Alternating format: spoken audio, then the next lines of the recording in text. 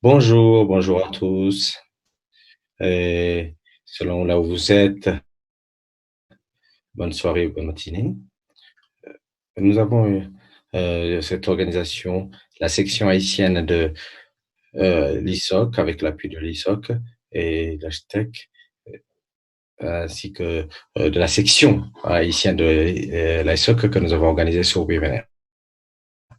Je suis Ruben Oseba, je suis le directeur des affaires caribéennes de la société de l'Internet ISOC et je serai le vôtre animateur pour cette session, mais aussi celle de demain. Aujourd'hui, nous allons nous pencher sur le paysage haïtien principalement, non seulement le paysage de l'Internet haïtien, mais aussi sur les possibilités et les opportunités qui existent pour son développement. Pour le développement en général. Parce qu'en fin de compte, ce que nous voudrions voir, c'est le développement de notre région et dans ce cas particulier, de voir Haïti se développer. Bienvenue.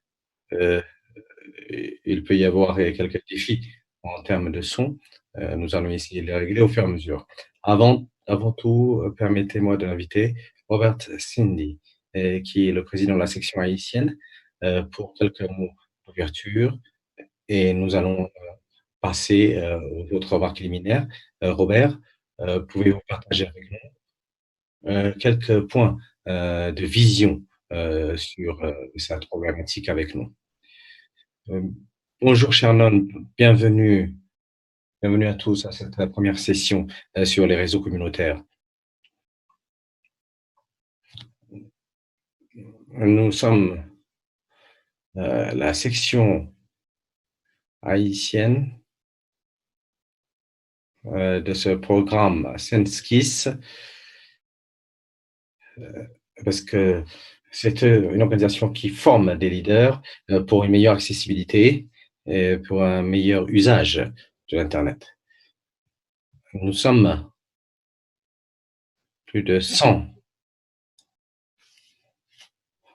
collègues qui sont dans cette initiative. Nous, nous avons beaucoup appris de beaucoup d'intervenants de partout qui nous permettent de comprendre l'avenir vers lequel nous avançons.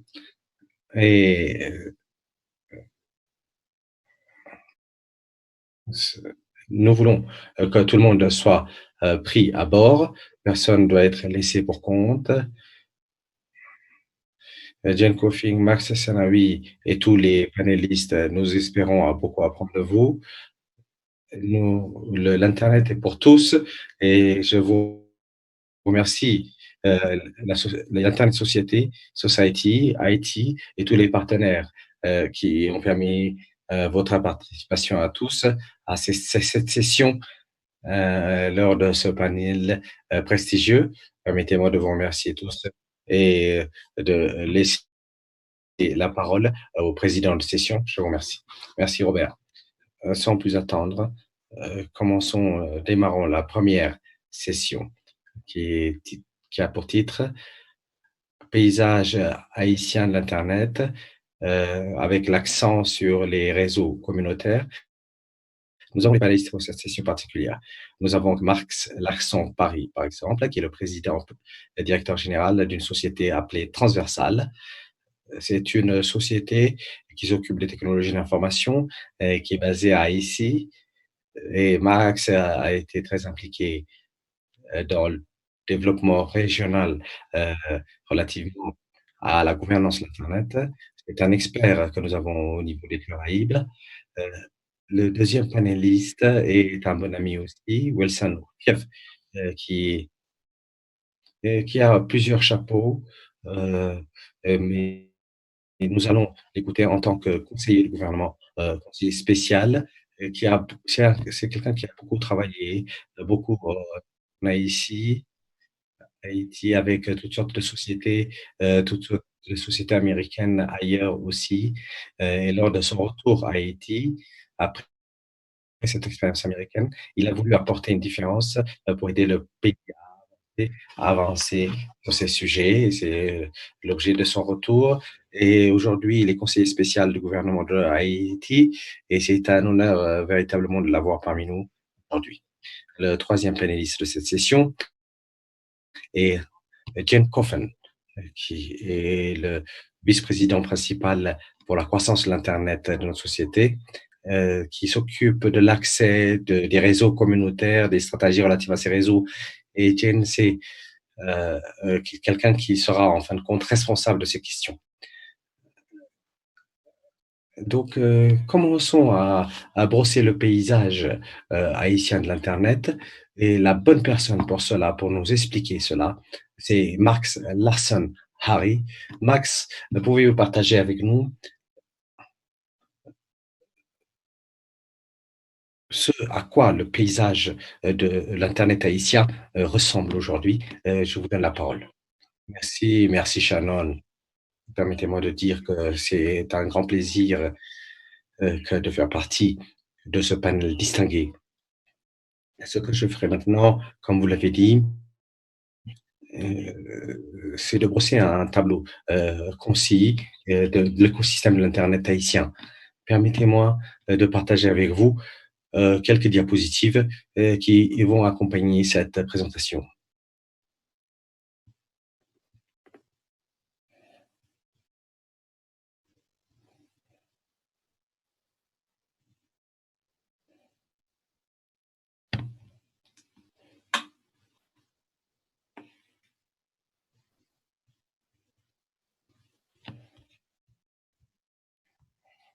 Quand on parle de l'écosystème de l'Internet, de quoi parlons-nous exactement?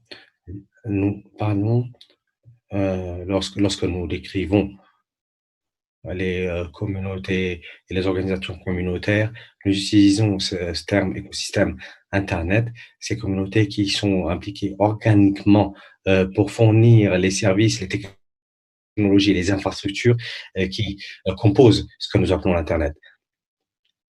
Euh, dans ces diapositives, ce que nous allons essayer de faire, c'est de mettre cela dans le contexte de l'Haïti. Dans ce contexte, lorsque nous parlons de l'écosystème d'Internet, nous parlons de la politique, du secteur éducatif, des utilisateurs, des services et des infrastructures. L'aspect politique, ce sont les autorités publiques, parlementaires, exécutifs, euh, qui mettent en place les politiques qui permettent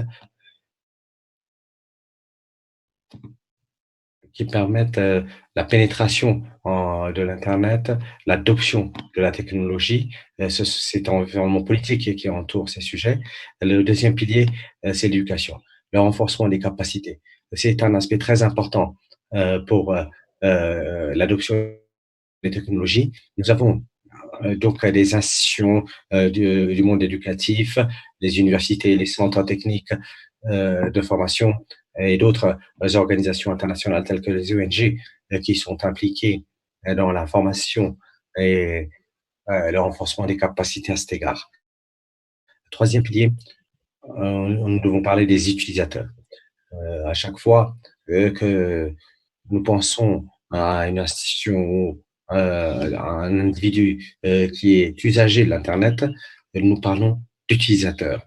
Et nous allons ici donc aborder euh, les institutions privées, publiques, ONG, organisations internationales qui sont consommatrices de l'Internet et, et ainsi que les technologies qui sont relatives.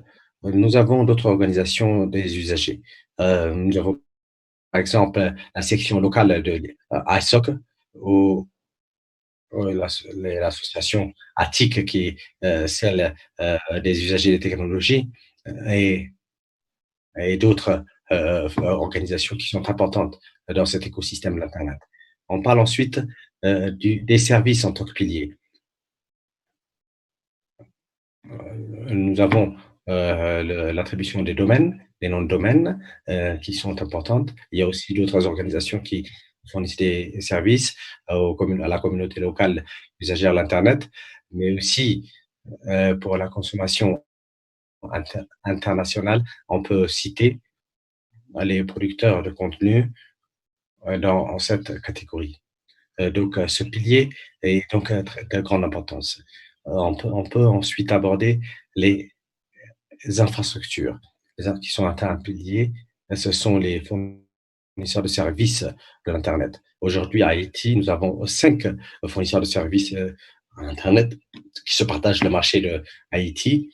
Et nous avons aussi des points d'échange Internet qui ont été établis euh, en 2009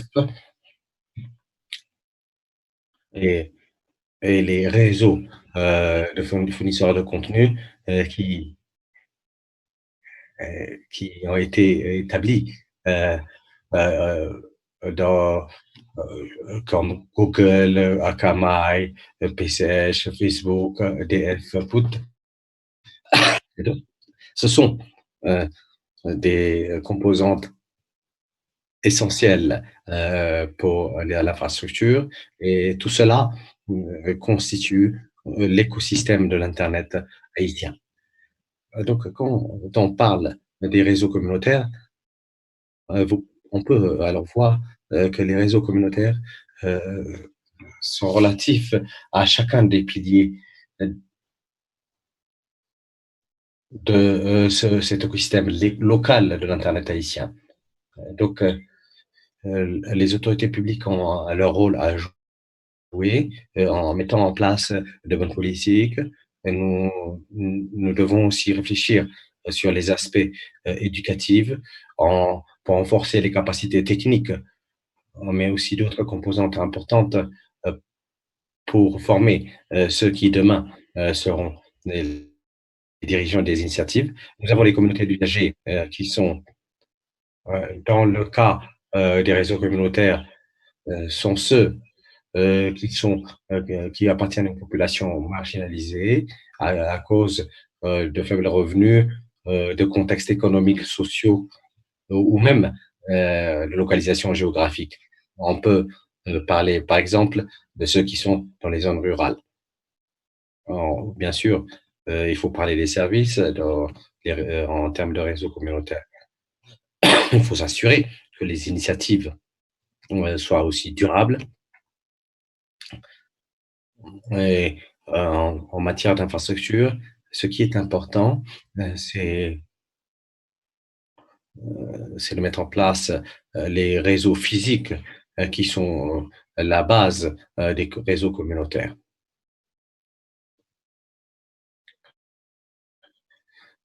Donc, parlons des 5 fournisseurs de services Internet qui se partagent le réseau local. Les fournisseurs de services à Haïti sont toutes basés dans la capitale, mais ils ont des points de présence différents dans le pays cependant, mais surtout dans les zones urbaines. Les fournisseurs de services sont aussi connectés avec les points d'échange Internet. Ils peuvent avoir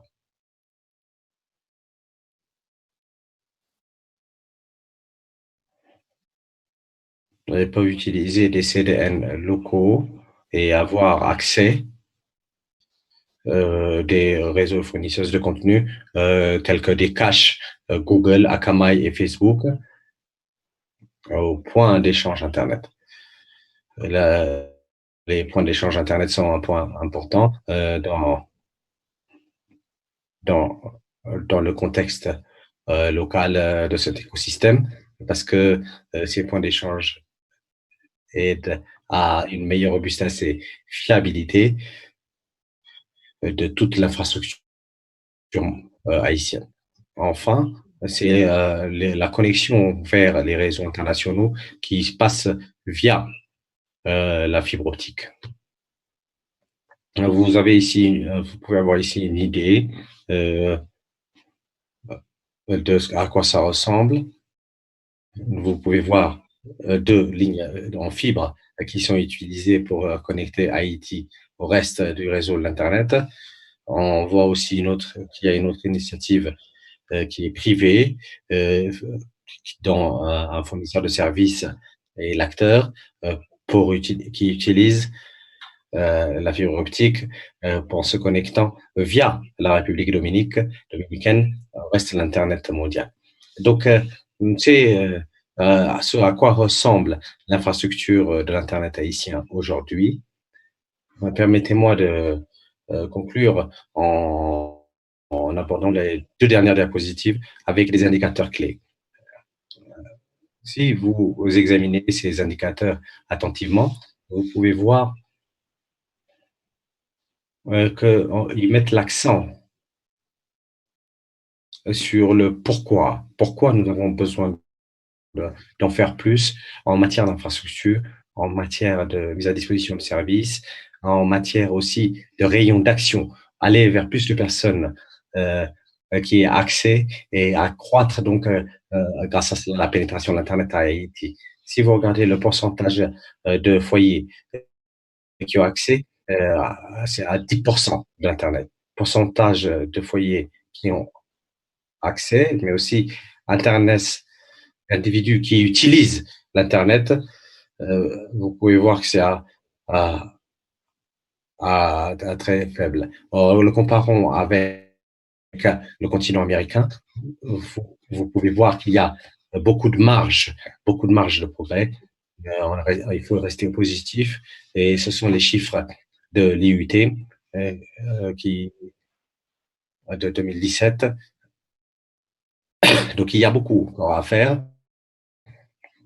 Là, les réseaux communautaires de l'Internet, comme nous allons le voir dans ce panel et dans les présentations à venir, peuvent être d'une grande aide euh, pour accroître la pénétration de l'Internet à Haïti. Donc, la couverture en matière de services de l'Internet aujourd'hui à Haïti euh, touche en majorité la population urbaine du pays, en majorité. Et il est important d'en faire mention parce que quand on s'intéresse aux zones rurales, vous pouvez alors vous rendre compte que dans ces zones, une portion importante des populations euh, euh, en peut, en peut accès.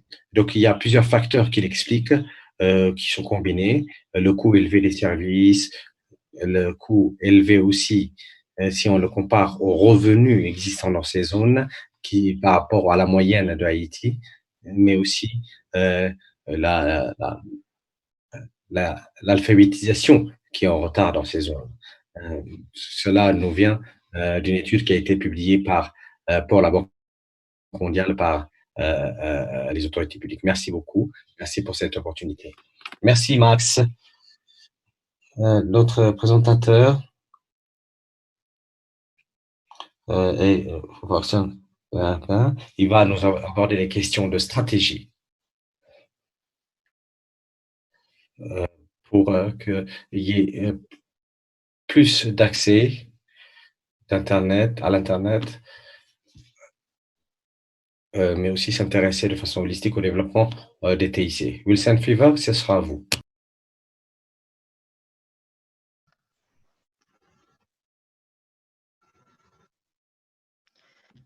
Merci beaucoup, Shannon. Merci à vous tous. C'est un très grand plaisir de pouvoir participer et d'essayer de voir comment nous pouvons aider Haïti. Je sais comme le conseiller spécial de l'Institut des statistiques.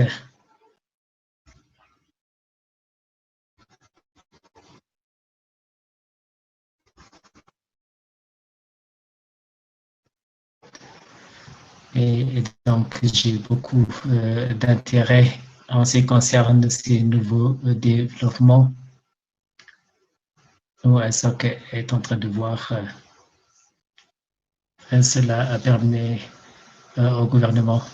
Et c'est un très grand plaisir de voir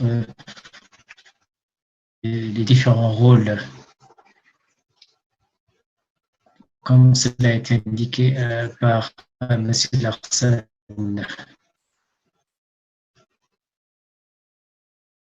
félicite M. Larson pour cette présentation excellente qui a présenté les problèmes que nous avons dans ce pays. Internet fait partie des grands dans le pays comme dans le reste du monde. Il y a beaucoup de problèmes dans ce domaine par rapport à ce que nous pouvons faire et comment nous pouvons nous protéger également, de trouver également des solutions technologiques.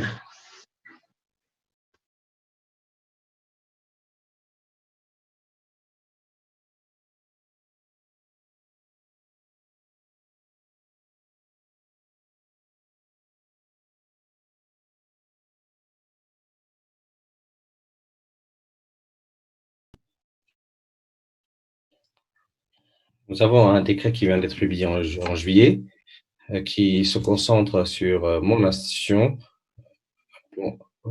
qui va aider le gouvernement dans la mise en œuvre de la technologie dans le pays. Et tout spécialement pour prendre le leadership. La priorité pour nous, c'est l'infrastructure pour la transformation digitale. Et pour cela, pour faire cette transformation, il nous faut une infrastructure à niveau, une infrastructure numérique.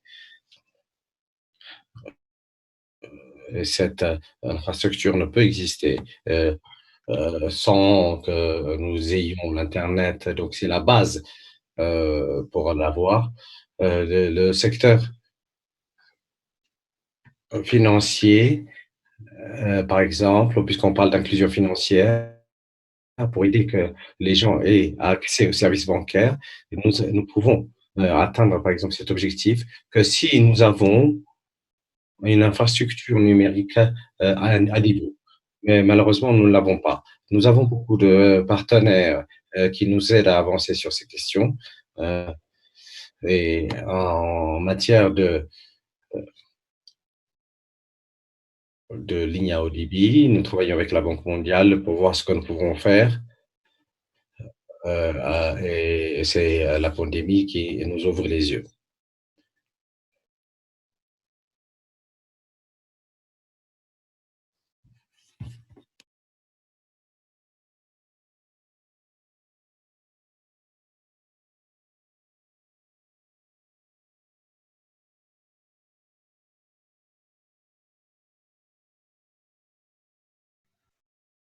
J'aime bien l'idée de l'Internet de la communauté.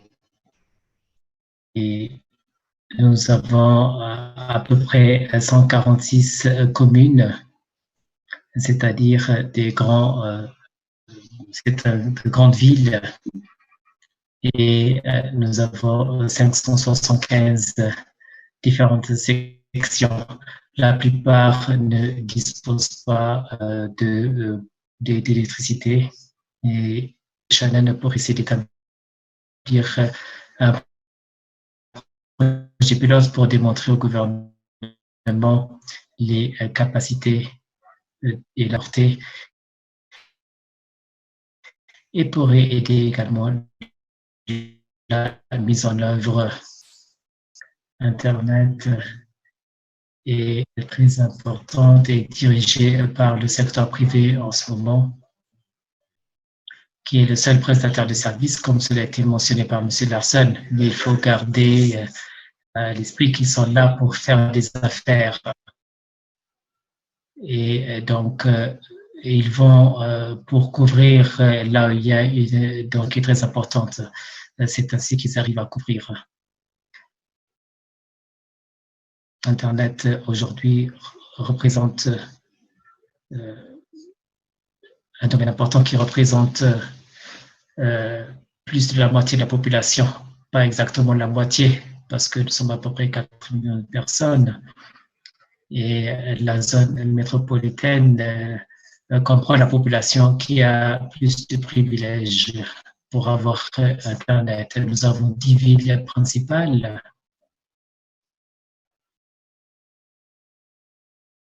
Et il s'agit ici des villes les plus importantes du pays. Et chaque ville a également des métropoles avec des connexions Internet. Et certaines villes, si elles ont la chance, elles ont de la connectivité. Donc, du point de vue du gouvernement, ne disposant pas d'Internet, nous voyons également d'autres défis. C'est pour ça qu'il est important d'avoir une cartographie numérique pour pouvoir communiquer. Et cela demeure un défi parce que nous ne pouvons pas les atteindre, notamment où la technologie est disponible et qui permet donc la population ne peut pas envoyer des messages parce qu'il ne dispose pas d'une couverture Internet ou une couverture technologique pour recevoir ou envoyer des messages, comme cela a été présenté par la présentation. Et quand on compare avec le reste des pays, même au niveau de ce continent, Haïti se trouve à une place vraiment inférieure. Ça donc jouera un rôle important pour pouvoir faire la différence. Je sais que la tâche est lourde. Ce n'est pas si nous allons dans les pays voisins voir à 20, 30 fois plus supérieur que Haïti. Donc, le développement de SOC serait une tâche facile là-bas comparé à développer quelque chose à Haïti. Donc, là encore, je suis favorable à toute autre idée. Et je suis la responsabilité en représentant le gouvernement pour la mise en œuvre de ces technologies. Et tout ce qui a de la valeur. J'ai déjà quelques idées sur ce que nous pouvons faire, mais ce que j'aimerais voir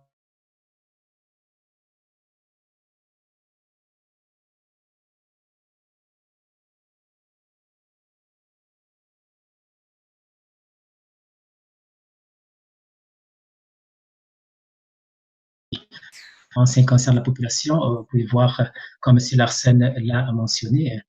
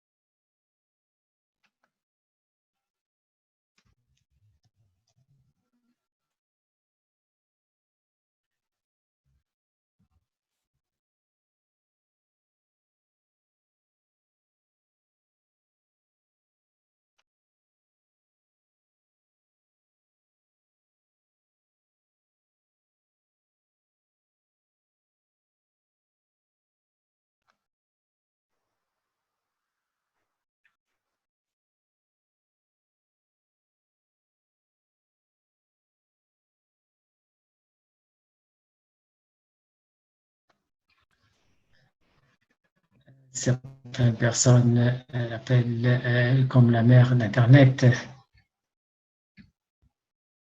Veuillez partager avec nous vos réflexions par rapport aux travaux communautaires et autres stratégies sur lesquelles Internet Society met l'accent. Merci beaucoup, Shannon, et merci à vous tous. C'est un très grand honneur.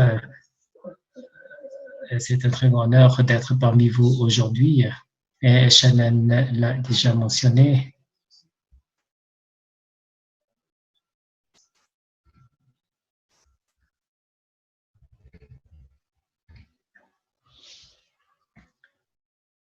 Et il s'agit d'avoir Internet pour tous et nous essayons d'avoir des activités pour tous.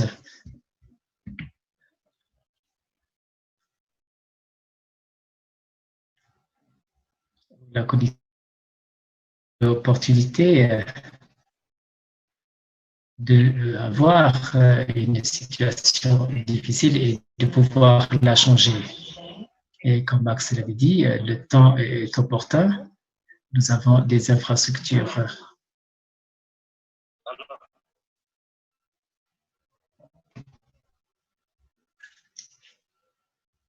de créer des décisions qui peuvent avoir une bonne connectivité. Nous essayons d'avoir une décision positive pour la plupart.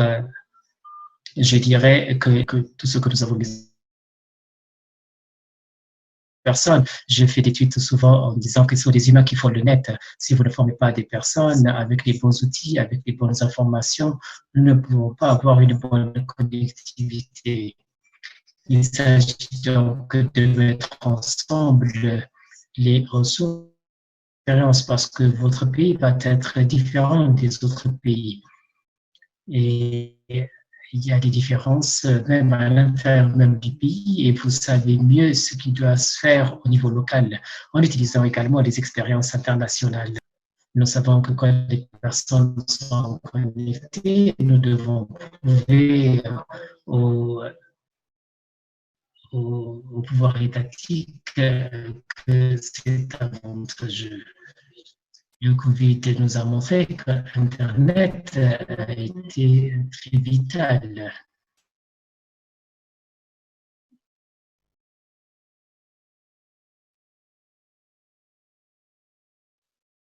Nous devons donc se rassembler en tant que communauté pour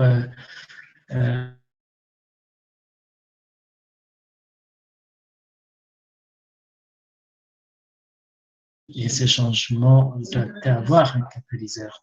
Nous devons avoir 5 choses. Il faut travailler avec le gouvernement.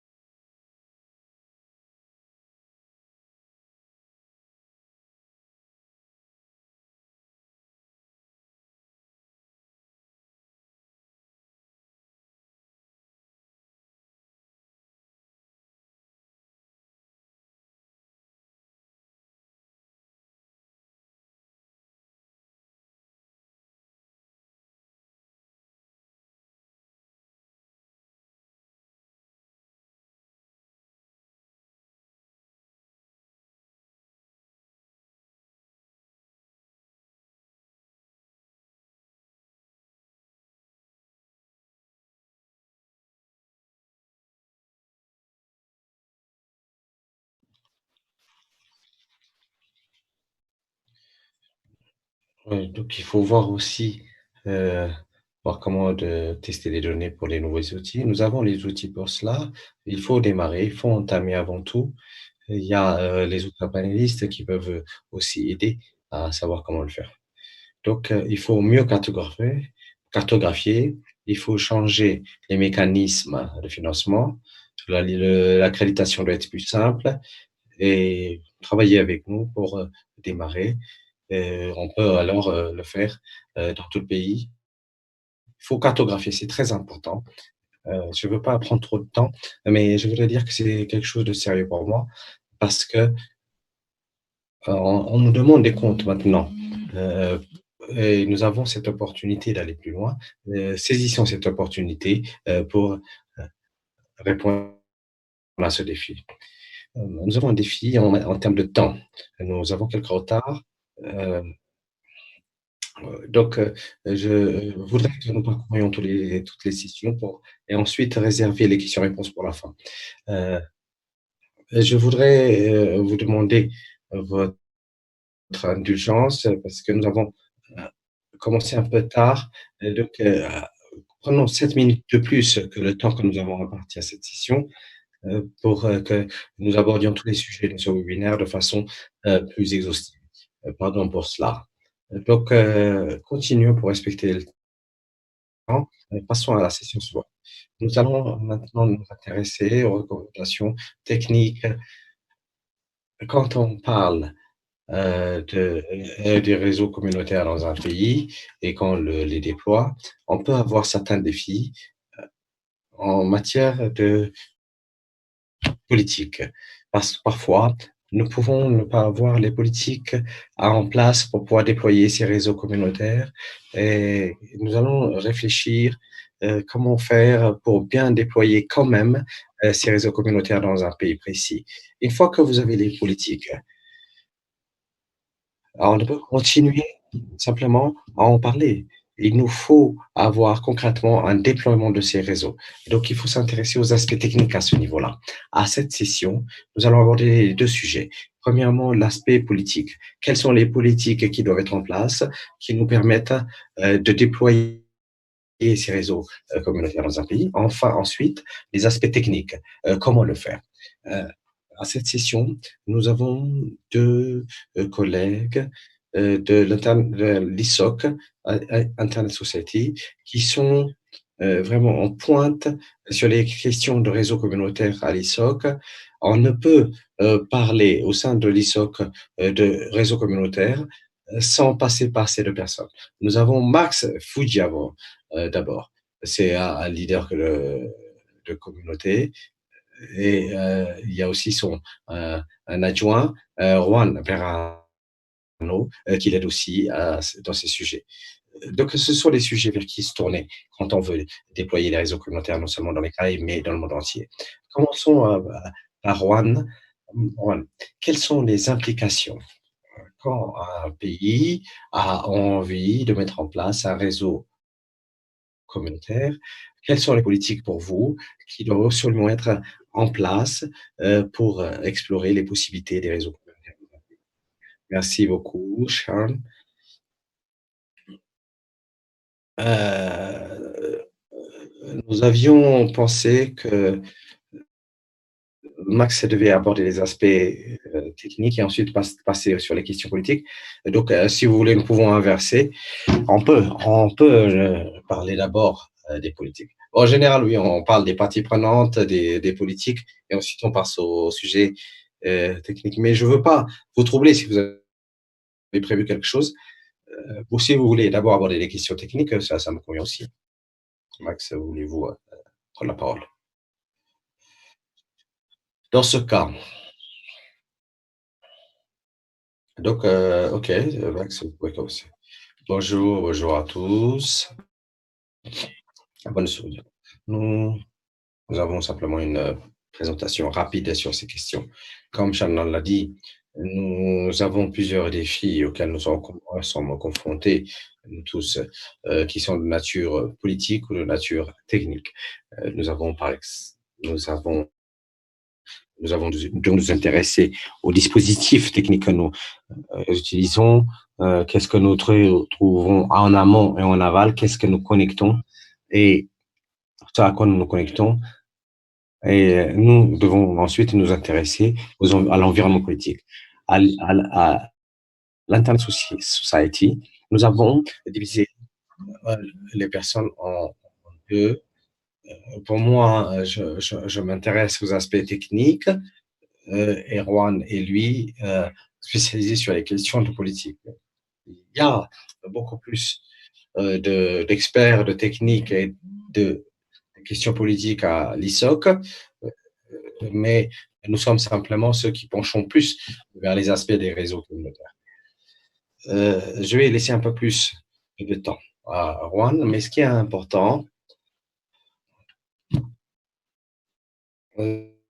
c'est nous avons besoin de nous intéresser des champions locaux.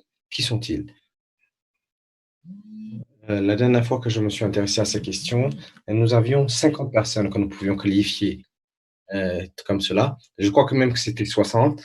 Et chacun de ces 60 personnes qui ont participé à ceux qui participent à ce webinaire peuvent être des champions. Peuvent décider de changer quelque chose dans leur communauté, faire avancer un point dans leur communauté, puisqu'il y a beaucoup de défis auxquels nous devons faire face. Lors de mon expérience précédente, puisque je viens d'une organisation appelée RAP NCC et auparavant, j'étais moi-même fournisseur de services et il y a une quinzaine d'années et nous étions parmi les premiers en Italie à, à,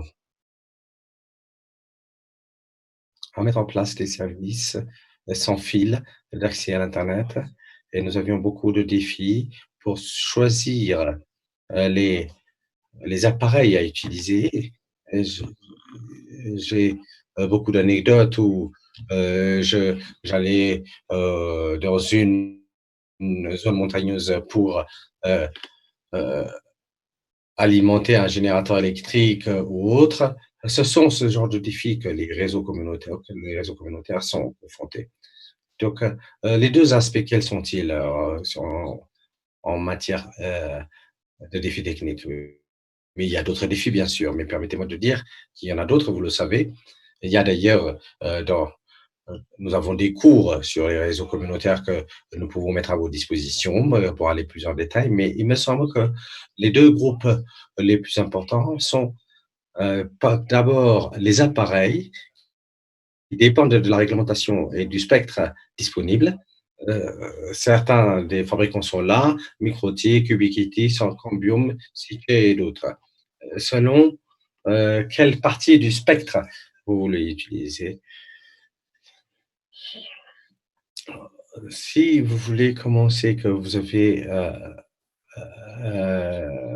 besoin de démarrer, allez avec Microtik et Ubiquiti parce que ce sont les moins chers.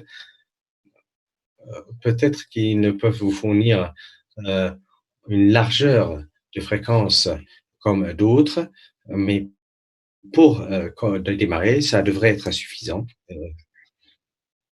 Ensuite, en amont, qu'est-ce que vous devez faire pour se connecter à l'Internet? Vous avez besoin, je pense, de discuter avec des fournisseurs de services amicaux autres. Les, les fournisseurs de services, parfois, perçoivent les réseaux communautaires comme la compétition. Ce n'est pas vraiment le cas.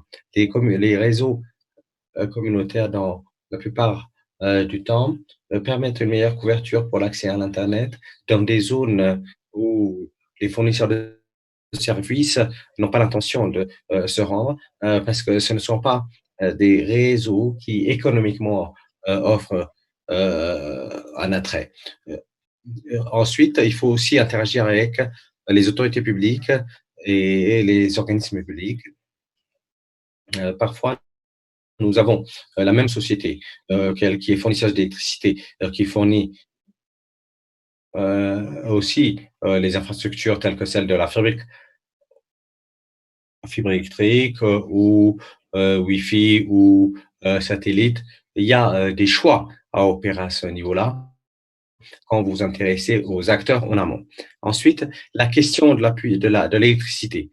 L'électricité qui est souvent négligée, qui nous semble être évidente, aller de soi. En Italie, du nord de l'Italie d'où je viens, une zone froide, donc les panneaux solaires n'étaient pas une option. Mais dans un pays tel que l'Haïti, je pense qu'on devrait examiner la possibilité des panneaux solaires, peut-être euh, dans des zones où il y a du vent, l'éolien, ou une combinaison, par exemple le soleil le jour, le vent la nuit, ça peut être une bonne option.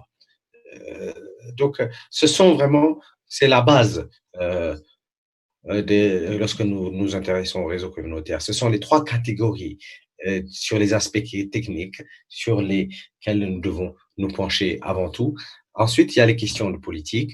Là, je vais passer la parole à Juan, qui est particulièrement spécialisé sur ces questions. Merci, merci pour les organisateurs de ce webinaire. C'est un plaisir d'être parmi vous. Du point de vue de ISOC et du point de vue de notre équipe, il nous semble que nous en sommes à un point crucial en ce qui concerne l'accès à l'Internet. Et bien sûr, l'infrastructure est importante, bien sûr.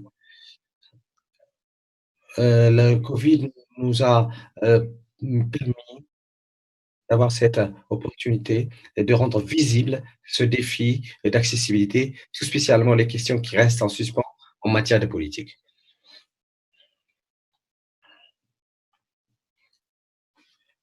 Le génie est sorti de la bouteille, a dit Jane, qui est parmi nous. Nous avons besoin de faire donc les changements. Il est temps de les opérer.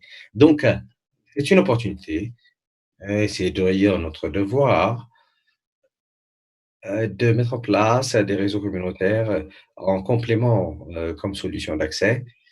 Et en gardant cela en tête, permettez-moi d'aborder trois aspects importants des questions de politique, le spectre, l'accréditation et le financement. SLF est l'acronyme utilisé pour parler de ces trois catégories. Donc le spectre, vous avez certainement noté que c'est le premier point. Nous allons aborder les questions de spectre. Hum, On peut aussi se baser sur des solutions euh, avec des réseaux cuivrés ou autres. Euh, mais en Espagne et en Italie, Max l'a dit, il y a des solutions sans fil qui ristant, a-t-il dit, qui se basent aussi sur les points de fourniture en énergie électrique pour diffuser l'Internet grâce à ces fils électriques. Et pour l'instant, je vais parler du spectre. Les communautés, les réseaux communautaires en général, souvent, adoptent cependant les réseaux sans fil. Pour que ces réseaux soient en mesure d'accéder au spectre en tant que ressource publique, il faut pouvoir accéder au maximum de fréquences possible. Une grosse proportion du spectre en général, quand je veux dire cela, une portion, un spectre très grand du spectre des fréquences et sont alloués à certains services pour éviter l'interférence ou pour des raisons de sécurité, par exemple pour les militaires, pour les services de satellite, mais avec les avancées des technologies, c'est euh, c'est possible d'utiliser de façon plus flexible, sans interférence, ces plages de fréquences.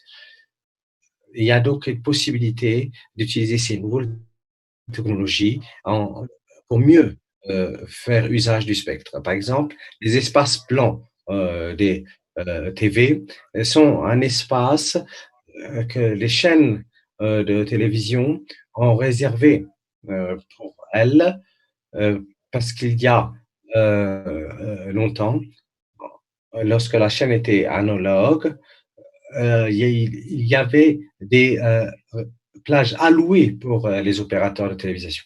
Aujourd'hui, ce n'est plus nécessaire. Il y a donc des plages du spectre entre les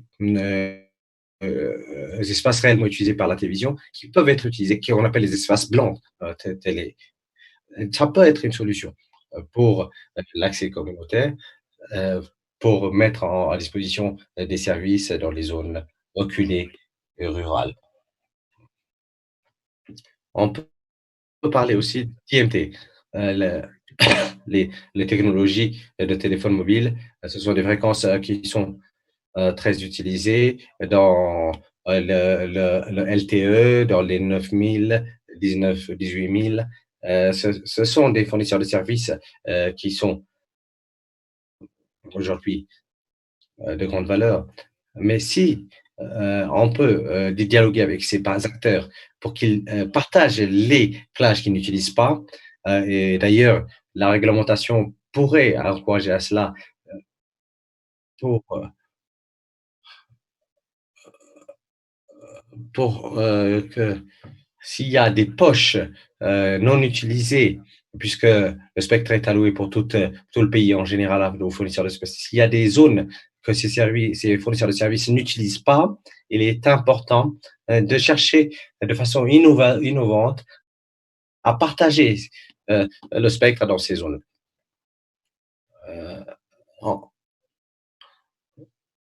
Ça, c'est les aspects politiques qui, en général, permettent de résoudre ces questions. Les questions techniques sont faciles à résoudre.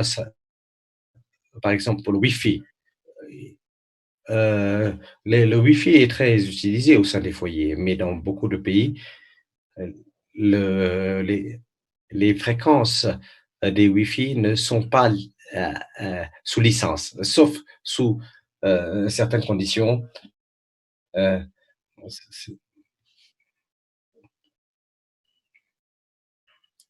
Donc, de 2,4 GHz, 6 GHz, ces fréquences sont réservées pour le Wi-Fi. Ce sont aussi des espaces où on peut légiférer pour que dans les zones rurales, on puisse utiliser ces fréquences réservées au Wi-Fi qui ne sont pas sous licence et qui sont donc ouvertes à l'utilisation.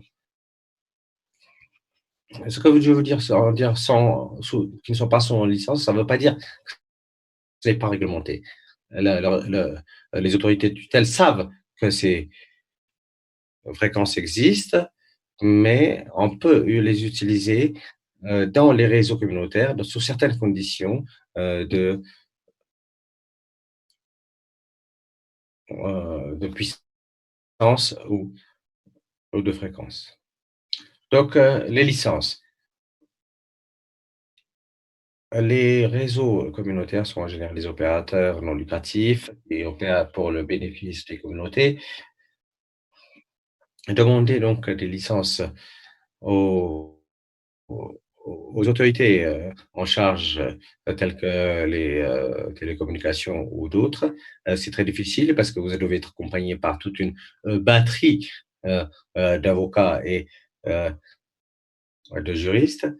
Il faut donc mettre à disposition des possibilités d'avoir des licences de façon rapide, peu chère, pour la mise à disposition, pour la mise en place de ces réseaux communautaires. Nous avons, c'est des exemples que nous pouvons examiner au Mexique, par exemple, en Ouganda.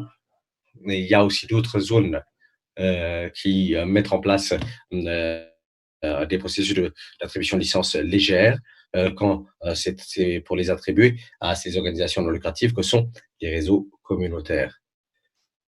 Un dernier point en matière de politique dont Jen a parlé, c'est le financement. Il y a des financements disponibles dans plusieurs régions. On doit réfléchir comment les utiliser de façon innovante. Il est très difficile pour une petite communauté d'avoir accès à ce financement. 5 000, 10 000 dollars pour une année peut faire une grande différence pour une communauté. Mais ça n'a aucune importance pour un grand fournisseur de services. Et donc, pour les tout petits opérateurs, on- on- on- ce serait intéressant d'avoir cette possibilité d'utiliser ces fonds, tels que le financement participatif, ou des petits budgets que le gouvernement peut mettre à disposition, et non pas les gros budgets qu'ils mettent à disposition des grands opérateurs pour combler les lacunes qui existent géographiquement pour l'accès à Internet. C'est ce que je voulais rapidement vous présenter aujourd'hui. Je serai heureux de voir si vous avez des questions et je serai heureux Merci d'y répondre. beaucoup, Juan. Nous Merci, n'avons pas Juan. Nous beaucoup de avons un peu de temps. retard, Ce que nous allons donc faire maintenant, c'est je que vais nous allons passer vers la prendre les dernière questions session de maintenant. la Je vais journée. passer à la Et session demain, nous allons suivante. avoir une session qui Nous allons va présenter demain voir des des cas pays. Nous allons pays. voir la Colombie, Colombie, le Mexique. Mexique, Nous mais allons également aussi voir, Georgia. Et nous et aurons nous alors allons une voir un point de vue complète général de de ce ce qui qui a s'est eu passé lieu dans dans ces ces différents pays. pays en ce qui concerne les réseaux communautaires. Demain, nous allons également voir 20 minutes pour pouvoir ce que nous allons faire. Donc, c'est que nous allons voir finir aujourd'hui et demain, nous allons pouvoir mettre l'accent sur les questions après que nous ayons vu les différents pays, différents cas de pays. Ceci va être également une bonne raison pour nous rejoindre demain. Donc, sans en ajouter plus, permettez-moi maintenant d'inviter mes deux amis, Jean-Marie Altimer et également Jean-Marie. Et c'est le directeur général de la campagne de consultation ici à Haïti et également président directeur d'une organisation d'éthique à Haïti. Donc, ce que nous allons pouvoir entendre de vous, nous avons beaucoup entendu des réseaux comme du nôtre en mis l'accent sur ce qui fonctionne par rapport à ces réseaux. C'est très bien d'avoir ces réseaux communautaires, mais à quoi cela sert? Et c'est ce que j'aimerais entendre de votre part. Quelles sont les autres opportunités de développement que vous voyez, que nous pourrons voir une fois commencé par Jean-Marie à présenter par rapport aux différentes opportunités de développement que vous voyez à Haïti et une fois que nous avons ces différents réseaux ou d'autres accès, d'autres solutions à Haïti. Donc, Jean-Marie, vous avez la parole. Bonjour à tous, c'est un très grand plaisir d'être avec vous. Merci pour l'invitation. J'ai entendu des personnes qui ont parlé des infrastructures et des licences des spectrums qui, je pense, sont les bases pour développer de bonnes infrastructures. Je pense que la meilleure façon, c'est ce que nous sommes en train de faire maintenant, c'est-à-dire de discuter et de garder le momentum pour la société civile et toute autre partie prenante. Il s'agit d'avoir un écosystème. De mon côté, si je dois parler des zones rurales, je crois qu'il y a trois choses sur lesquelles nous devons mettre l'accent. Nous avons les infrastructures, c'est-à-dire avoir une politique pour le spectrum qui est très important. En tant qu'ancien directeur, je peux vous dire que le spectrum est très important. Il est très difficile d'avancer sans ce spectrum. Nous devons donc pouvoir gérer ce spectrum. Et deuxièmement, je pense que nous devons voir l'environnement sur le terrain, c'est-à-dire les investissements. Les investissements pour le secteur privé, mais également en vue de soutenir les personnes à avoir accès à ces technologies. Nous devons voir le PNB et nous devons avoir un environnement fiscal favorable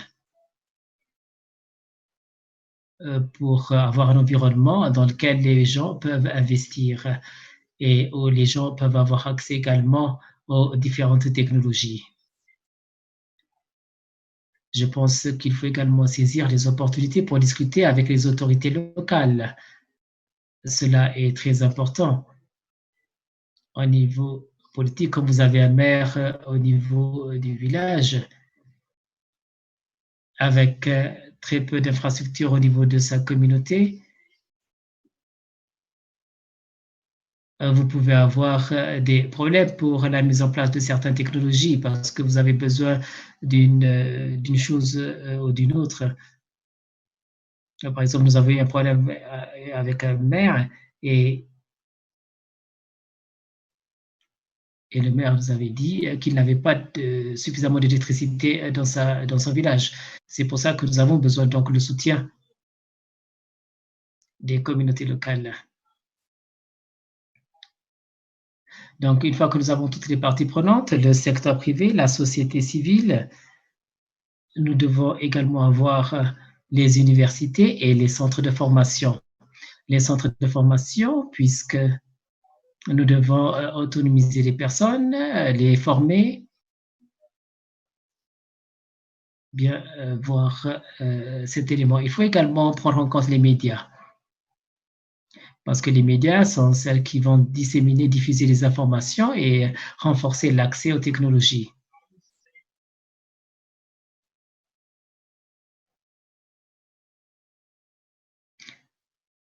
Je dirais également que cette décision va pouvoir nous aider à fournir de nouveaux services, des nouvelles innovations. Cela signifie que quand vous disposez des infrastructures, quand vous avez si vous n'avez pas assez de nouvelles technologies, les gens ne vont pas venir pour utiliser les différentes infrastructures. Donc,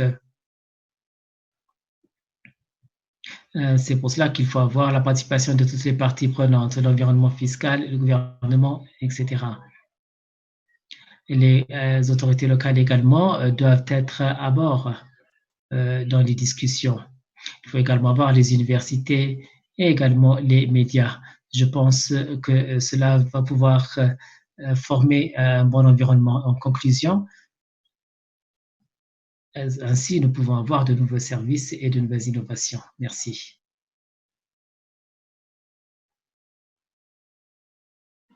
Merci beaucoup, Jean-Marie. J'aimerais cependant inviter Grisante pour la présentation.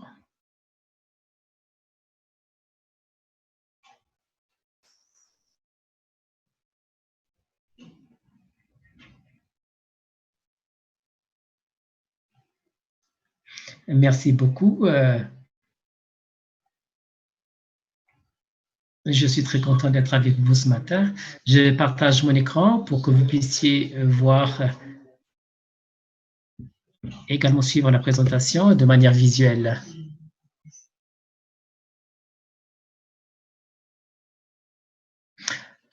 Et à la suite donc, de l'écosystème qui ont été présentés, un élément que j'aimerais ajouter, c'est par rapport à la population. La population de Haïti est composée de 60% de jeunes. Et les jeunes sont très prédisposés à l'apprentissage. Ils ont montré beaucoup d'intérêt aux technologies. Donc, les TIC sont une très bonne opportunité pour pouvoir employer ces différents jeunes. Et quand on parle des réseaux communautaires, il y a un très grand défi parce que le taux de pénétration est très faible comparé aux autres pays du monde. Un élément que j'aimerais mettre en exergue, la pénétration n'est pas seulement composée de la couverture, mais c'est la couverture, mais également l'abordabilité. Parfois, nous pouvons avoir la couverture, mais les gens ne peuvent pas avoir accès en raison des prix. Et donc, les prix ou l'abordabilité est également un facteur important. Dans les grandes villes, nous avons des systèmes de 3G, mais même de 4G. Mais dans la plupart des pays, nous avons seulement les 2G. Il y a de l'espace pour la mise en œuvre de réseaux communautaires. Comme Jean-Marie l'a mentionné, nous devons discuter avec les autorités locales, avec les décideurs politiques au niveau du gouvernement central. Nous devons également discuter avec les différents centres et les SP pour souligner l'importance des communautés, des réseaux communautaires. Il s'agit ici d'une extension des services traditionnels. C'est pour cela que nous devons donc expliquer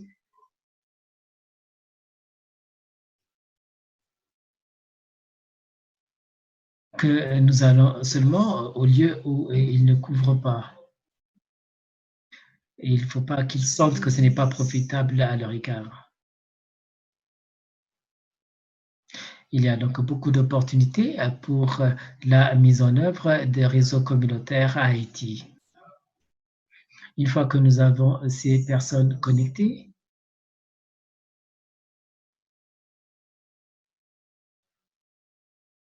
il faut également employer les personnes. Et comment nous pouvons employer des personnes? Il faut voir quelles sont les demandes en ce qui concerne les opportunités d'emploi. Nous ne devons pas seulement mettre l'accent sur l'installation ou le développement des réseaux communautaires, mais nous devons également avoir des enseignements du codage, notamment en ce qui concerne les applications portables, mais également sur la cybersécurité. Il peut y avoir des opportunités également de travail ou d'emploi pour les call centers, pour les centres d'appel. Avec un ordinateur portable et une connectivité Internet, un jeune peut accomplir de nombreuses tâches.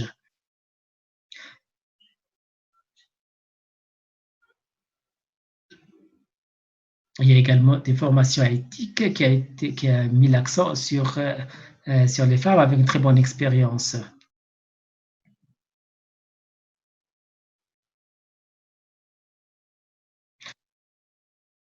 Former les personnes est une chose, mais il faut également leur trouver des emplois qui est l'autre étape à suivre. Parce que vous pouvez avoir des personnes formées, mais si ces personnes ne travaillent pas, si nous ne pouvons pas donc leur trouver des emplois, ça, c'est une perte. Cette pandémie nous a offert une autre opportunité pour convaincre les personnes du besoin d'avoir le développement de la technologie et d'emmener la technologie vers la population. Des gens restent à domicile et la seule voie ou la seule chose qu'elles disposent, c'est pour communiquer, c'est la technologie. Parce que si elles ne sont pas connectées, elles ne pouvaient pas communiquer avec les autres. Il y a différentes organisations comme l'ITIC, l'ISOC et d'autres organisations qui ont présenté ce côté du pays avec l'ouverture ou la disponibilité de nouvelles opportunités. Comme je l'ai souligné, 60% de la population est jeune, qui est une force de travail et une main-d'œuvre à utiliser. Et cette connectivité est très essentielle. Donc, il faut les former et l'élément qui manque, c'est de leur offrir des opportunités d'emploi pour qu'ils puissent travailler et gagner des revenus. C'est ce que j'ai souhaité présenter. J'ai souhaité mettre en exergue l'importance des jeunes au niveau de la population de Haïti. Merci. Merci beaucoup.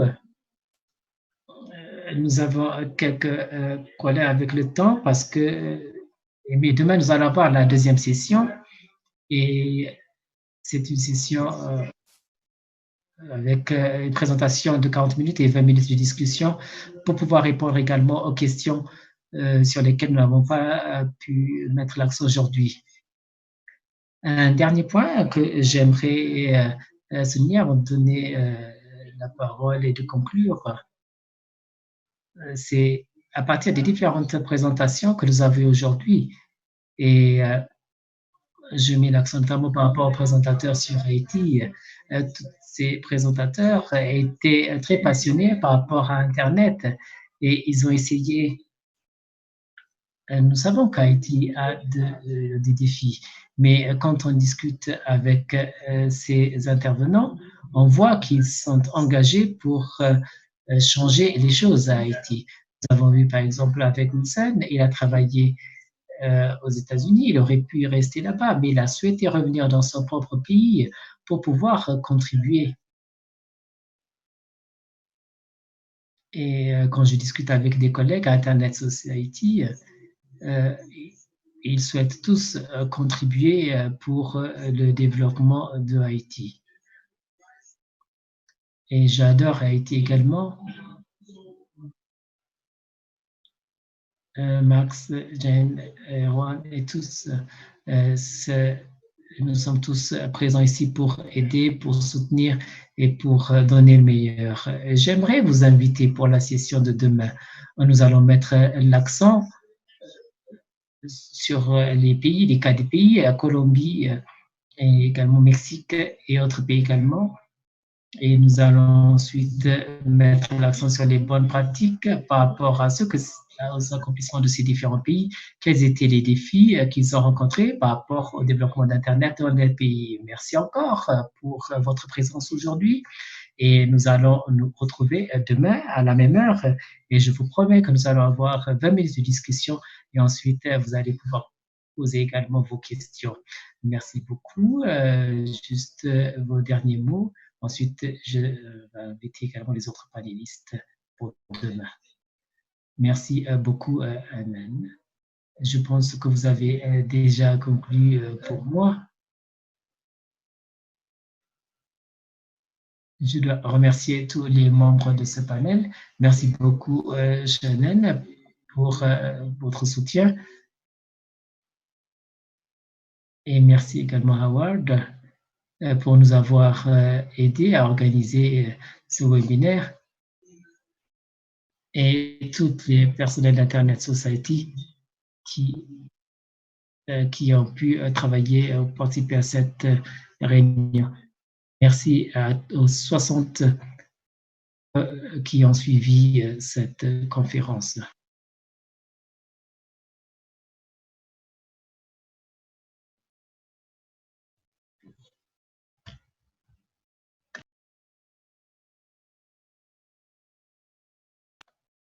Est-ce que, Obed, je crois que vous avez été déconnu. Merci à tous, merci.